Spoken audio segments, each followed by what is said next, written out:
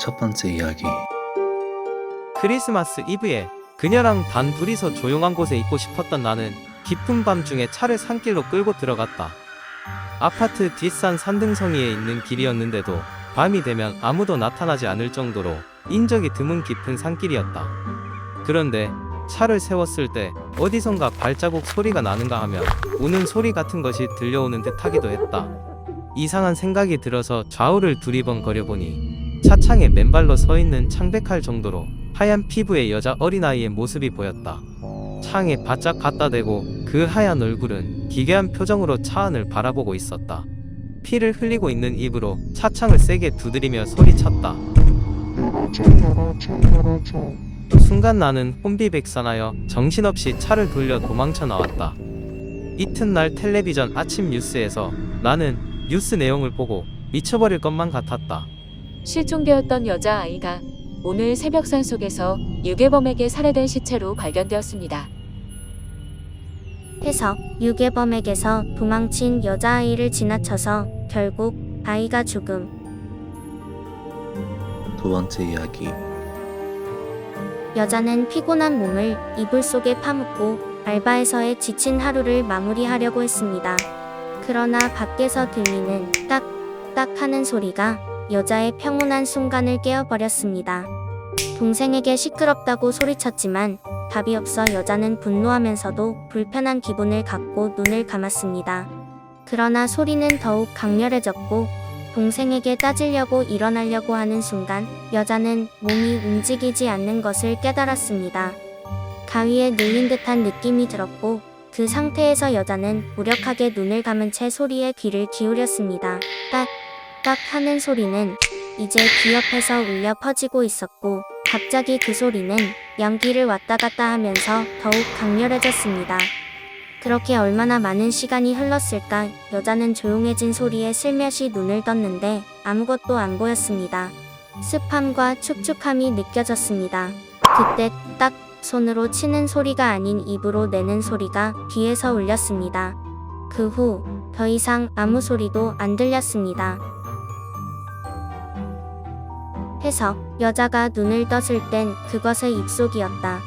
딱 소리와 함께 여자는 그것에게 삼켜졌다. 세 번째 이야기. 한 여자가 있었다. 그녀는 예술의 정점에 오르기까지 노력하며 촉망받는 아이돌로 활약하고 있었다. 그러나 운명의 일치인과도 같이 어느 날 그녀는 암에 걸렸다. 죽음이 그녀의 문 앞에 서 있었고 고통과 불안이 그녀의 삶을 씌워갔다.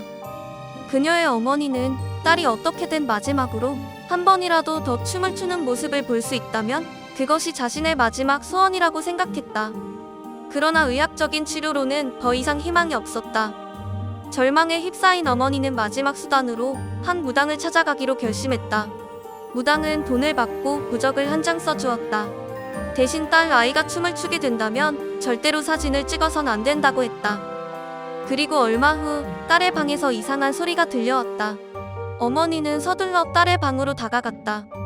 문틈으로 살짝 엿보니 딸은 일어나서 이리저리 움직이고 뛰기도 하면서 춤을 추고 있었다. 병으로 인해 쇠약한 몸이 어색한 동작을 하기는 했지만 어머니는 그 딸의 노래와 춤으로 인해 안도감과 기쁨을 느끼고 있었다. 어머니는 그 순간을 영원히 간직하고 싶어 무당이 경고했던 말을 잊고 사진으로 찍었다. 그러나 딸은 픽 쓰러지더니 팔이 꺾인 채로 뒤집어져서 노래를 하며 나한테 다가왔다. 하지만 딸이 가까워질수록 노랫소리가 아니라 울부짖는 소리로 들렸고 천장에서 무언가에 당겨지고 있는 게 보였다. 눈앞까지 딸이 다가왔을 때 딸이 하는 소리를 제대로 들을 수 있었다. 엄마, 왜 그랬어? 너무 놀라 기절했는지 방안이 환해져 있었고 딸은 이미 세상을 떠났었다. 오열하며 손에 쥐고 있던 폰을 확인하고 어머니는 경악을 했다. 해석: 사진에는 천장에서 고개를 내민 귀신이 딸의 머리채를 휘어잡고 당겼다 놓았다 하고 있었기 때문이다. 네 번째 이야기. 한 평범한 가족의 아이는 어느 날 가족들과 함께 공원에서 즐거운 시간을 보내고 있었다. 그러나 아이는 잠깐 한눈판 사이에 순식간에 사라져버렸고 부모는 아이를 절망적으로 찾았다. 주변의 아이들은 아무것도 못 봤다고 하고 마침내 경찰조차도 더 이상의 수사를 포기할 수밖에 없다고 말했다. 그러나 아이의 부모님은 희망을 잃지 않고 아이를 찾아다녔다. 그렇게 1년이 지난 후 그들은 모든 수단을 동원해 자신의 아이를 찾기 위해 노력했다. 마침내 그들은 아이의 행방을 알 수 있는 유능한 탐정을 만났고 그 탐정은 아이를 찾았다고 부모에게 연락했다. 탐정은 사진 몇 장을 부모에게 보여줬다. 아이의 부모가 사진을 보며 물었다. 이 사진은 뭐죠? 아이는요?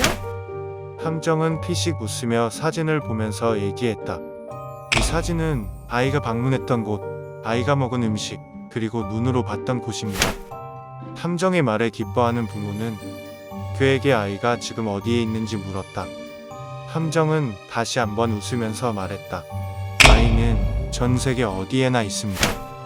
그러자 아이의 부모는 10초간 얼빠진 표정을 짓더니 이내 쓰러져 오열했다. 그래서 아이는 이미 살해당했고 그 장기들은 적출당해서 세계 각국의 이름 모를 사람들에게 이식되어 흩어졌다는 뜻이었다. 5번째 이야기. 한 청년이 추운 겨울길을 걷다가 두 꼬마 아이들의 이야기를 들었다.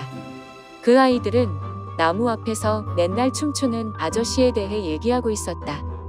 야, 너 저기 나무 앞에 맨날 춤추는 아저씨 알아? 아, 그 아저씨? 나도 알아. 얼굴은 못 봤는데 맨날 나무 앞에서 춤추고 있던데. 청년은 얘기를 듣다가 아이들에게 추우니까 어서 집에 들어가라고 말하고는 가던 길을 마저 갔다. 며칠 뒤 비가 많이 오는 날 청년은 다시 그 나무 앞을 지나가던 중 두 꼬마 아이를 만났다.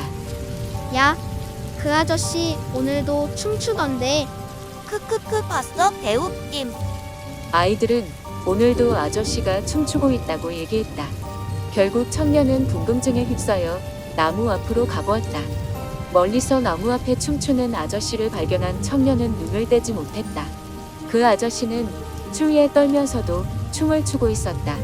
청년은 미친 듯한 풍경에 혼란스러워하다가 그 아저씨에게 다가가는 순간 입을 못 다물었다. 해서 그 남자는 춤추는 게 아니라 나무에 목매달아 자살한 것이다.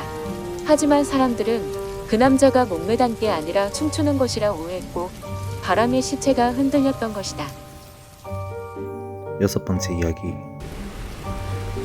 비가 내리는 주말밤 어느 여자가 비도 오고 해서 집에서 혼자 시간을 보내고 있었습니다. 그때 콩 소리가 들렸습니다. 처음에는 그냥 이웃의 소리일 거라 생각했지만 두 번째로 들리는 콩 소리 때문에 불안감이 차오르기 시작했습니다. 그녀는 자신의 집안에서 나는 소리임을 깨달았고 밖을 쳐다봤지만 아무도 없었습니다. 그런데 또다시 쿵 소리가 들렸습니다. 두려움에 휩싸인 채 경비에게 도움을 청하려는 마음으로 전화를 걸었습니다. 여보세요? 네, 경비실입니다. 지금 저희 집에 제가 혼자 있는데 이상한 소리가 나요. 아, 지금 올라가 보겠습니다. 그러나 그녀의 마음은 진정되지 않았습니다.